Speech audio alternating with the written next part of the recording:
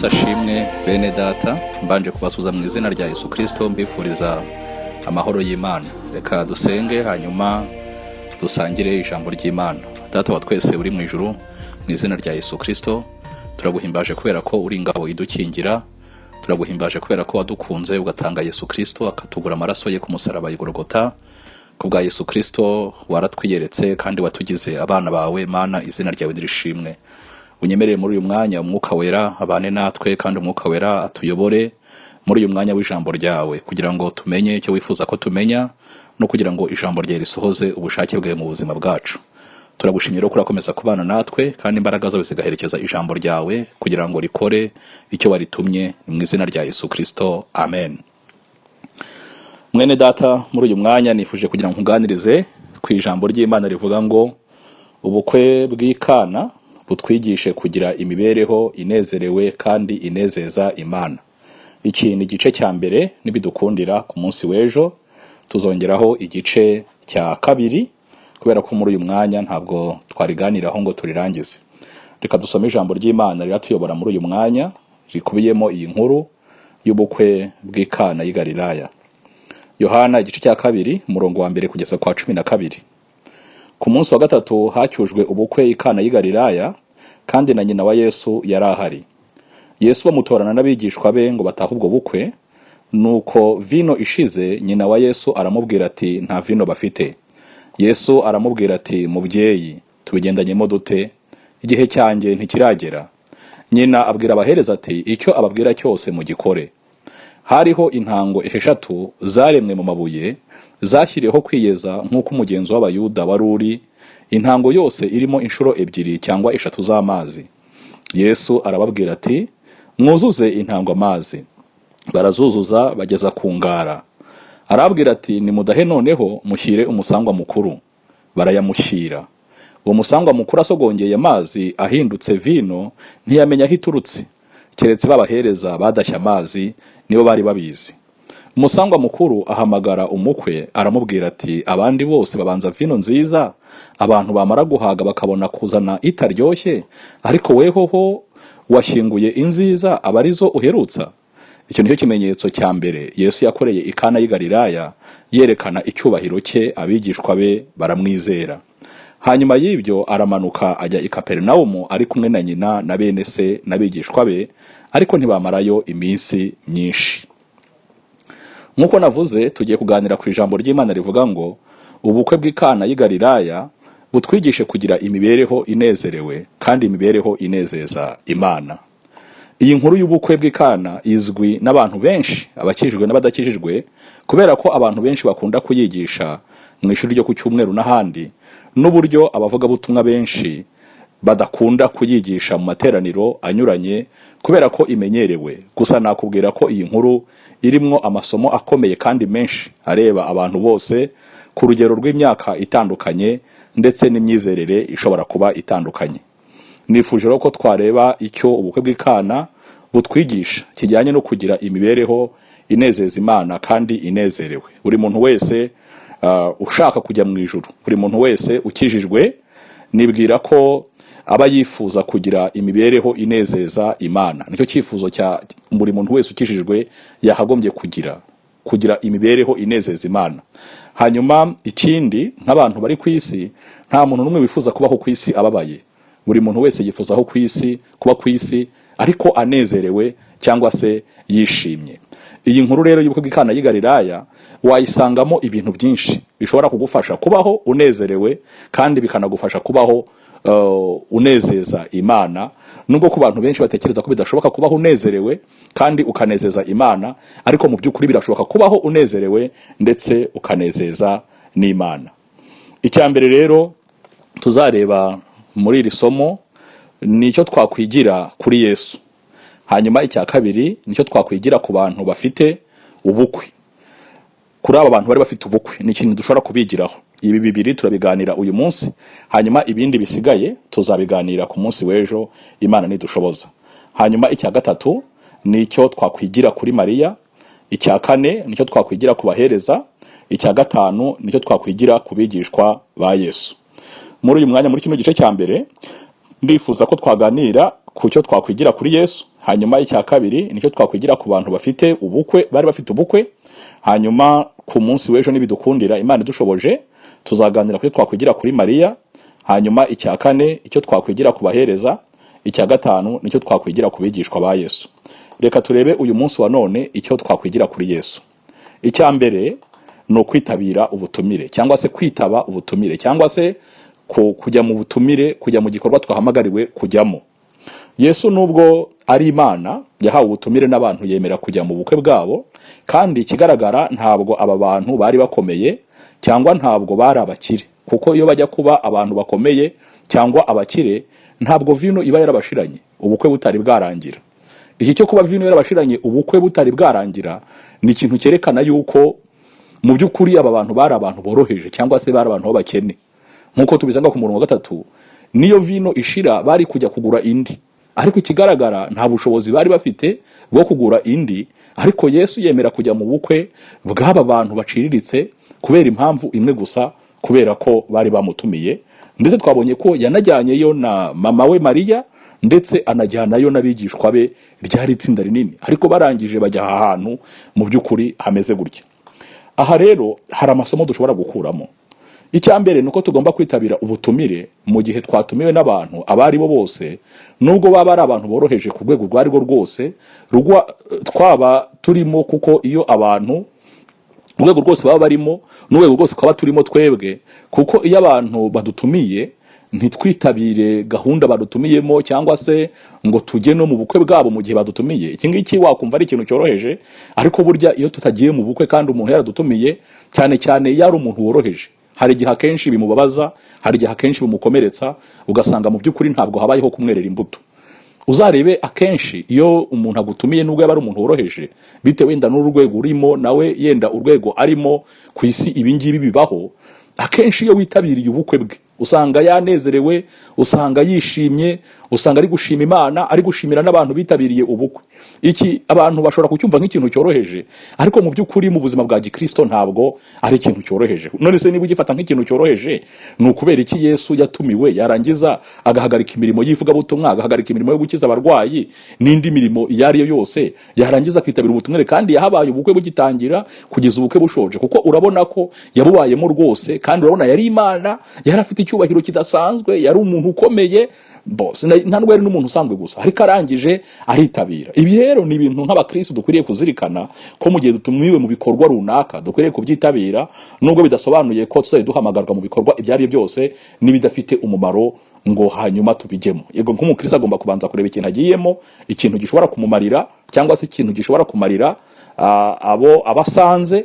Ntabwo bivuze ko dushobora kujya mu bintu byose bitadufitiye umumaro, ariko kino kintu nacyo nakibonyemo inyigisho ikomeye cyane umukristo wese agomba kuzirikana. Hanyuma icya kabiri ari nacyo turi busorezeho uyu munsi wa none, ni ugukora igihe cy'Imana kigeze, kandi ntiwemere gukoreshwa n'umuntu uware wese, ikintu twakwita influence, kuba influence n'umuntu uware wese, influence cyane cyane ibintu bitari mu bushake bw'Imana, ibintu bitari mu bushake bw'Imana, ibintu binyuranye na Bibiliya, cyangwa se ibintu Imana idashaka yuko ukora. Hano ndagira ngo nkubwire ko hari igihe bigorana kugira ngo uzamenye iby'Imana ishaka, kugira ngo uzamenye iby'Imana ishaka. Hari n'ibintu bimwe na bimwe dusanga muri Bibiliya itavuga ko ari icyaha, ariko Imana ikaba idashaka yuko ubikora. Urugero, Imana ishobora kudashaka kujya ahantu ariko warangiza ukajyayo kubera ko yenda hari ikibazo uri buze guhura nacyo. Niba dushaka kugira ubuzima bwa Gikristo bunejeje Imana kandi bunezerewe, ni ngombwa cyane kumenya igihe cy'Imana cyo gukoramo ibintu runaka, kuko abahanga bamwe bakunda kuvuga ko mbere y'igihe ko atari igihe, na nyuma y'igihe ko atari igihe.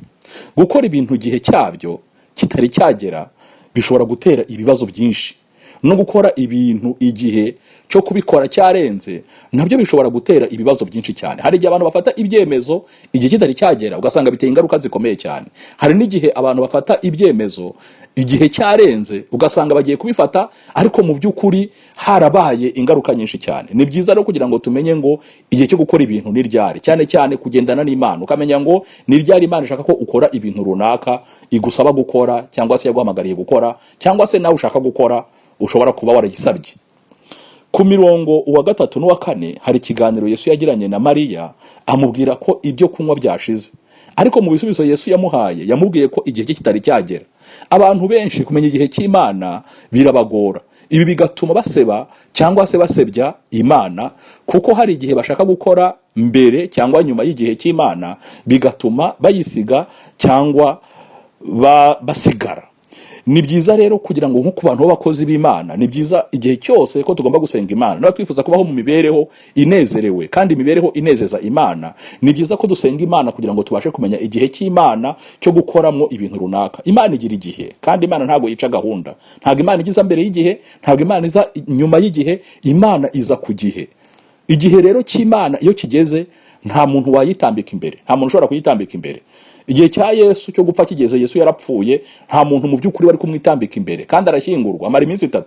Igihe cyo kuzuka cye kigeze, hari abantu bitambitse, ariko Yesu yarazutse. Farawo umwami wa Egiputa yashyize mu buretwa Abisiraheli imyaka myinshi, ariko igihe cyo kugenda kigeze, ntabwo Egiputa yigeze gitambika. Ikintu cyose cyari kiri mu nzira, Imana yagikuye mu nzira. Ari Farawo yamukuye mu nzira, ari inyanja Imana yikuye mu nzira. Imana izana ibintu byinshi cyane byo kugira ngo Abisiraheli bashobore kugenda. Igitare cyabaherekezaga kidudubiza amazi. Ibyo ngizo ni imbaraga z'Imana. Inkingi y'igicu yabayoboraga, ku manywa akaba ari inkingi y'igicu iri kubayobora. Izo ngizo ni imbaraga z'Imana.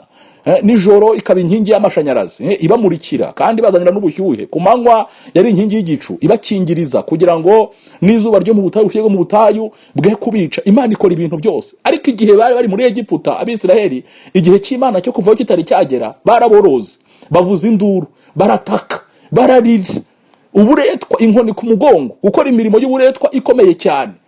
Baragenda bararira, ariko mu by'ukuri igihe cy'Imana kigeze, ikintu cyose cyahagaze imbere yabo, Imana yagikuye mu nzira. Ni byiza rero ko tuba abantu batuje, bafite imibereho inezerewe, bafite imibereho inezeza Imana, batuje, bategereza Imana, ariko banamenya igihe cy'Imana. Imana iguhereza umugisha kandi Imana ikugire neza. Ikindi, hari igihe abantu benshi tuba tugwa mu makosa yo kwemera gukora ibintu kubera ko abantu babidushishikarije, akenshi bitari no mu bushake bw'Imana. Ariko si byiza ko abantu badukoresha amakosa cyangwa se batuma dukora ibyaha. Mu by'ukuri iyo urebye nka Pilato ntabwo yarari kwemeranya n'umutima we ikintu cyo gutanga Yesu no kumwica Yesu. Ibirego bagiye barega Yesu, ntabwo Pilato mu by'ukuri yumvaga ari ibirego byo gutuma Yesu yicwa. Nubwo Yesu yagiye ku musaraba kugira ngo aducungure, ariko ndakumenyesha yuko abantu bamwishe ntabwo bamwishe kugira ngo aducungure, ahubwo bamwishe kugira ngo bikize umuntu wabangamiye. Bari abatambyi, bari abayuda, bari abafarisayo, ari amatsinda anyuranye, bishe Yesu kugira ngo bikize umuntu wari wabangamiye. Ntabwo bamwishe kugira ngo acungure abari mu isi. Yesu we nubwo yari afite intego yo gucungura abari mu isi, ariko abantu bamwishe bo ntabwo bamwishe kubera ishyari, bamwishe kubera urwango, bamwishe kugira ngo bakureho umuntu bangamiye inyungu zabo. Ntabwo mu by'ukuri bamwishe kugira ngo aducungure, ariko Yesu we yapfuye kugira ngo mu by'ukuri aducungure, adukize ibyaha byacu, adukize kurimbuka, atujyane mu bwami bw'iteka ryose.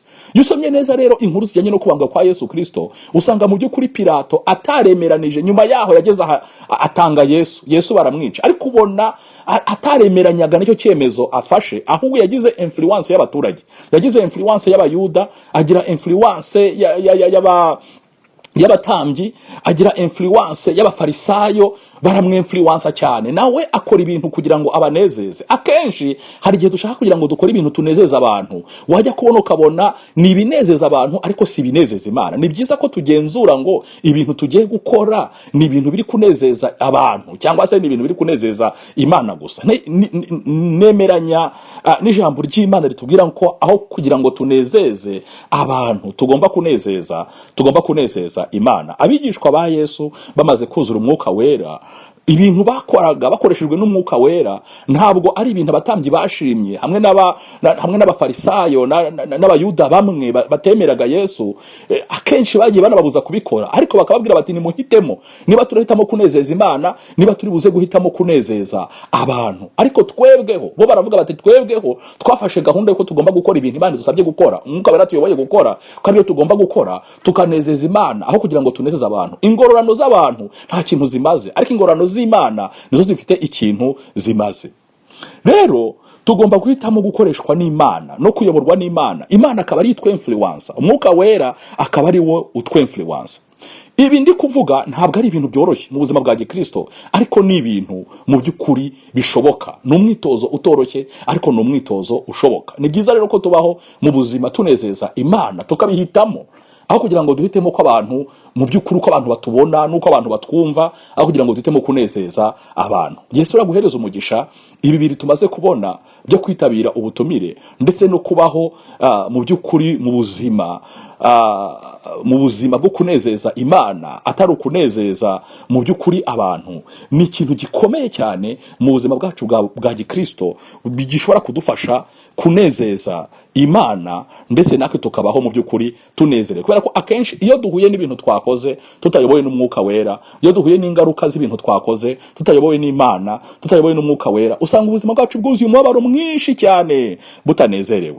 Rero reka dusoreza hano igice cya mbere navuze twaganiriyeho. Turimo turaganira ku kintu ubukwe bw'Ikana bushobora kutwigisha kugira ngo tubashe kugira imibereho inezeza Imana, ndetse no kugira ngo tubashe kugira imibereho inezerewe. Kunezeza Imana no kugira imibereho inezerewe. Tubonyemo rero ko icya mbere no kwitabira ubutumire, cyo twigira kuri Yesu. Turimo turareba cyo twigira kuri Yesu cya mbere, twabonye ikintu cyerekeranye no kwitabira ubutumire. Hanyuma ikintu cya kabiri tubonye ikintu cyo gukora ibikorwa runaka igihe cy'Imana kigeze, kandi ntitwemere gukoreshwa n'umuntu ware wese, cyangwa se kuba influence n'umuntu mu by'ukuri uware wese, cyane mu gihe ari kudukoresha ibintu bitajyanye n'ubushake bw'Imana. Hano tubonyemo ko biba byiza dukoze ibintu tutagamije kunezeza abantu, ahubwo ibintu byose dukora tukabikora tugamije kunezeza Imana.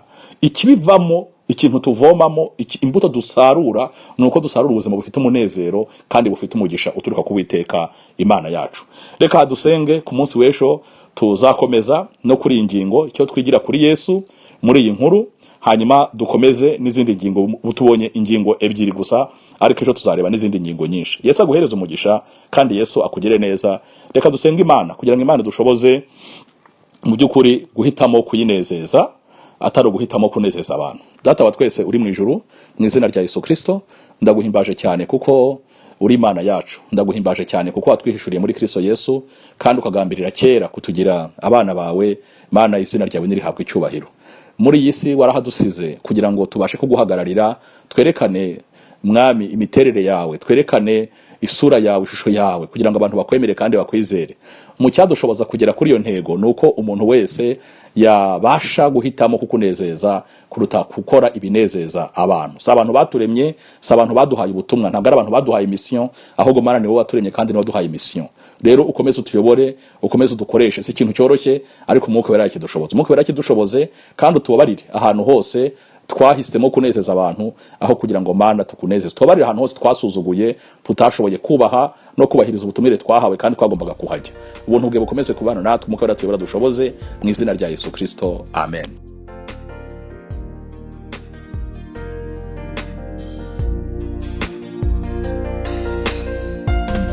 Tuguma